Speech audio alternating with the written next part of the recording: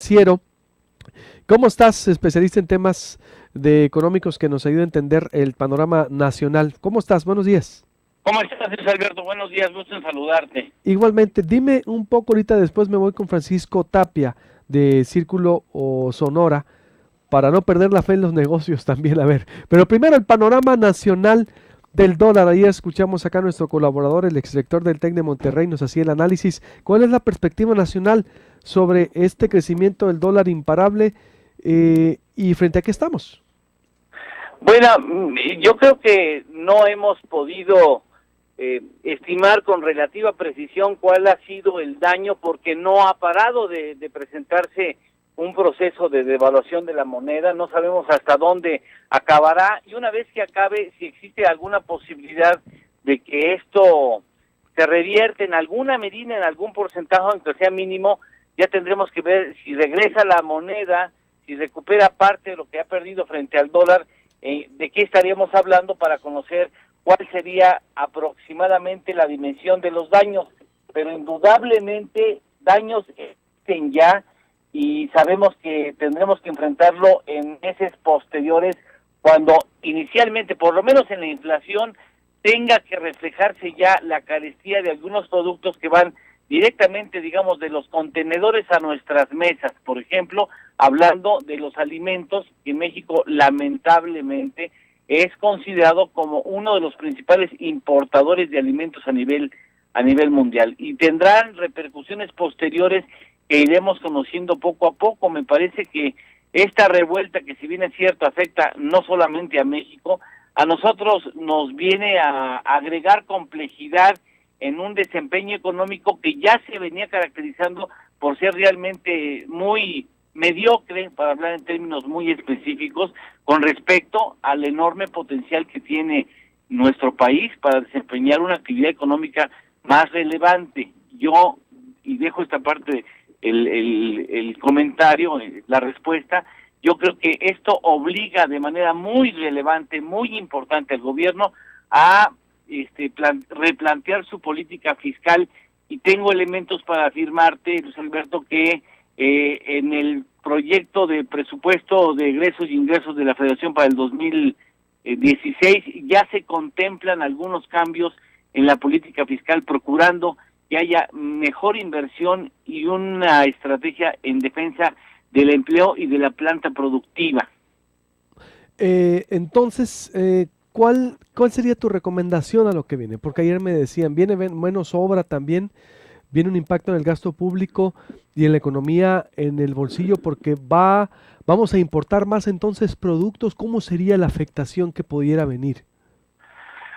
Bueno, yo creo que no es lo óptimo, pero es evidente que el comercio exterior mexicano tendrá una oportunidad para incrementar las exportaciones, no tanto por calidad, sino por precio. No digo, no es lo óptimo, pero bueno, es uno de los beneficios, como podría ser también el sector turístico, pero también hay afectaciones, no solamente hay beneficios, y me parece que las afectaciones son mayores, tomando en cuenta que estamos importando a ritmos aproximadamente 33,000 millones de dólares, números gruesos, y que para comprar esas mercancías vamos a necesitar de más pesos mexicanos, ¿no?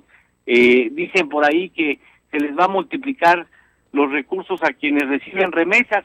Eso sucedería si quienes envían remesas siguen enviando la misma cantidad de dólares, porque si ellos deciden ajustar su cantidad de dólares enviados a México, posiblemente recibiríamos menos dólares, aunque por ellos tendremos más pesos. Yo creo que esta revuelta internacional en materia financiera, que aún no acaba, va a agregar complejidad al asunto de la promoción de la actividad económica nacional. De por sí estaba muy lenta en función de lo que necesitamos, como para que le agreguemos la perspectiva de que ante una desaceleración de la segunda economía del mundo, el comercio mundial y la actividad económica global venga en descenso. Lo que esto nos ocasionaría es tener un desempeño económico menos destacado, tomando en cuenta que uno de los motores económicos del país es la exportación, el comercio exterior, que se vería directamente afectado por la crisis global. ¿Qué recomendaciones haces al empresario que nos escucha, al ciudadano, al político? Es decir, ¿cuál sería tu planteamiento? Al ciudadano que revise su situación, que comience a pagar lo antes posible las deudas, que sobre todo aquellas que tienen con tasa variable, como es el caso de las tarjetas de crédito, que si va a comprar una casa se apure porque vendrá indudablemente presiones alcistas a las tasas de interés. Es un buen momento para pedir un crédito hipotecario. Si no tienen tasas variables, no se preocupen mucho, revisen su circunstancia, nunca está de más procurar ver de dónde vamos a obtener algunos ahorros, porque en circunstancias de baja actividad económica las empresas suelen revisar costos con tendencia a hacer algunos recortes. Y en el caso específico de la economía, me parece que tendremos que voltear hacia el mercado doméstico y aplicar fuertes estímulos a la inversión y a la creación de empleo, si es que queremos ahora trasladar el poder de la economía hacia el terreno hacia el ámbito del comercio interno, que es lo que había faltado y lo que estaba muy castigado en nuestra economía. ¿Y al político, al gobernante? Bueno, con que no roben, ¿no? Digo, nos conformamos. Con que se callen y no digan tonterías, ¿no? Y coincido con tus radioescuchas en el sentido que si ellos han gobernado y sacado amplia raja de la economía y de la situación política, es porque lo hemos permitido los ciudadanos. Yo creo que ellos tienen que ponerse a trabajar calladitos, y si no roban, por favor, mejor, porque ya no es posible que roban a costa de que quienes paguemos esos robos seamos los ciudadanos con mejores servicios y menores perspectivas de crecimiento. ¿Al empresario? Al empresario tiene que, es muy importante esto, tiene que reconocer dónde está su negocio, tiene que reconocer a sus clientes, preguntarles si esto creen que les va a afectar y cómo creen que les afectaría. Tienen que reconocer y hacer un recálculo de los costos de sus productos o sus servicios, tratar de buscar valores agregados e innovación en sus componentes para agregar un valor añadido a su trabajo, y necesita indudablemente revisar sus costos, porque en muchos y no pocos casos el no trabajar profesionalmente implica para las empresas, entre más venden, más pierden.